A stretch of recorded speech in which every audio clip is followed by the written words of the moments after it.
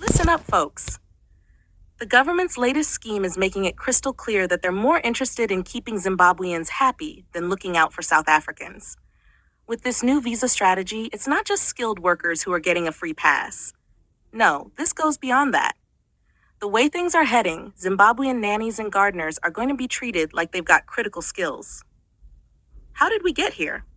Well, it all started with the previous Minister of Home Affairs, Aaron Matsoaledi, who decided to bypass the usual checks from SAQA and the Department of Labor. And now, Schreiber is doubling down on it. But what's going to happen to all those non-skilled and unemployed Zimbabweans?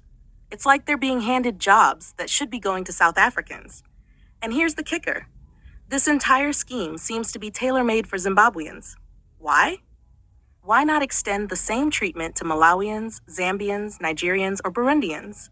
If you look at their GDP per capita, it's almost the same as Zimbabwe's. So why this special treatment for Zimbabweans only? It's outrageous.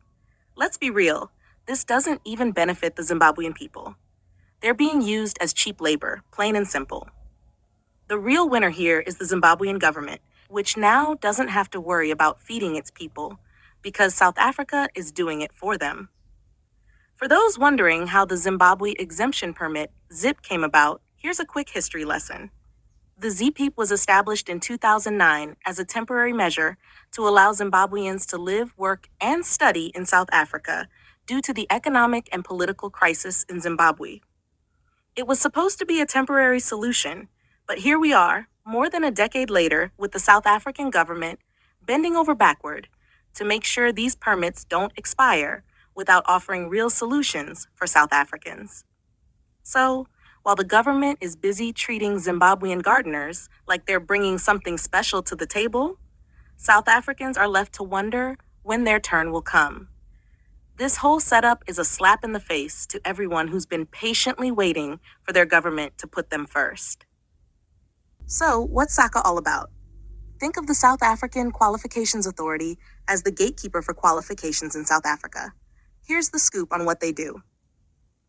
Hash 1. Checking qualifications. If someone's got a degree or diploma from another country, SAQA's the team that checks if it matches up with South African standards. It's like their job is to make sure that a degree from, say, Nigeria is worth the same as a South African one. 2. Keeping standards high. They also make sure that qualifications and courses meet national standards.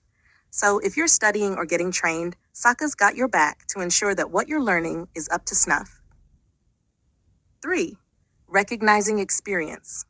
Ever heard of recognition of prior learning, RPL? It's SAQA's way of giving credit for the skills and knowledge you've picked up through work or informal learning. So if you've got experience but no formal qualification, they help turn that experience into something official. Managing the NQF. They keep track of what qualifications are on the National Qualifications Framework, NQF. This is basically a system that makes sure qualifications are organized and make sense. Helping employers. For employers, SAQA is a valuable resource. They provide info on whether a candidate's qualifications meet South African standards, especially if those qualifications are from abroad. 6. Ensuring quality.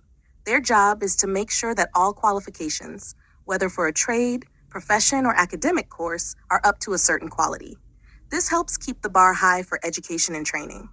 Now, with the new visa strategy and the government's move to bypass SAQA for ZEP holders, things get a bit tricky. By skipping SAQA, there's a real chance that the quality and relevance of these qualifications might not be properly checked. So, while the government's rolling out the red carpet for ZEP holders, it might be overlooking the importance of having those qualifications properly verified.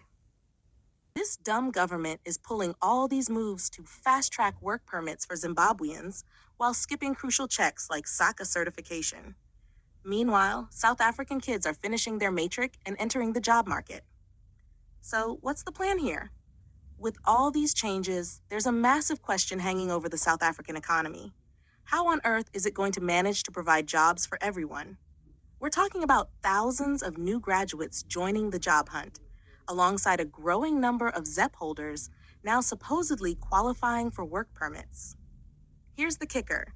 As more unemployed individuals flood the market, those who are actually working will have to shoulder a bigger tax burden. That's right, more taxes to support not just the local unemployed, but also the influx of new permit holders. It's a recipe for economic strain, with taxpayers footing the bill to support a growing number of people who aren't contributing to the economy. So, while the government is busy creating opportunities for foreigners, it's leaving South Africans to wonder how they'll compete in a job market that's getting more crowded by the day. It's the classic case of taxpayers being left to pick up the pieces while the government plays fast and loose with employment and immigration policies. In a country like South Africa, where job creation is faltering, the ripple effects extend far beyond just employment. If the government fails to generate sufficient job opportunities, the burden shifts onto the working population, who will see their taxes increase. This additional revenue is then funneled into other critical areas, notably law enforcement and infrastructure related to crime prevention. More taxes mean higher funding for police services and the construction of new jails to handle the rising crime rates driven by unemployment and economic desperation. The connection between job scarcity and crime is well documented. When people struggle to find legitimate employment, the likelihood of resorting to criminal activities as a means of survival or income increases. South Africa, already grappling with high crime rates, could see a further spike if unemployment continues to rise without adequate job creation. The strain on public resources becomes evident as more funds are diverted to address these issues, leaving less available for other essential services and development projects. Furthermore, the economic impact of increasing crime cannot be ignored. Businesses face higher costs related to security, insurance, and potential theft, which can stifle economic growth and discourage investment.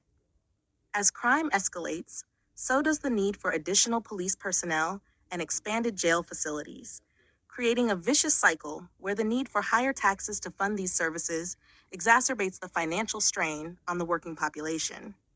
This scenario not only affects individual livelihoods, but also hampers overall economic stability and development in South Africa.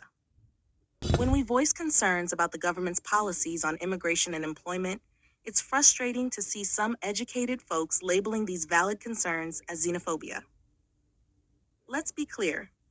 Questioning the practicality of these policies isn't about hating foreigners. It's about facing the harsh reality of how South Africa can manage such a massive burden. With the influx of foreign workers and a growing local job market, there's a genuine concern about how the country will sustain its economy and provide for everyone. The reality is that South Africa can't feasibly feed and employ the entire continent. The government's approach to rapidly integrating foreign nationals into the job market without adequate planning or job creation for locals risks overstretching the country's resources. This isn't about animosity toward foreigners. It's about ensuring that the policies in place are manageable and don't undermine the economic stability and job prospects for South Africans. Calling these concerns xenophobic is not only unhelpful, but also dismissive of the serious issues at hand.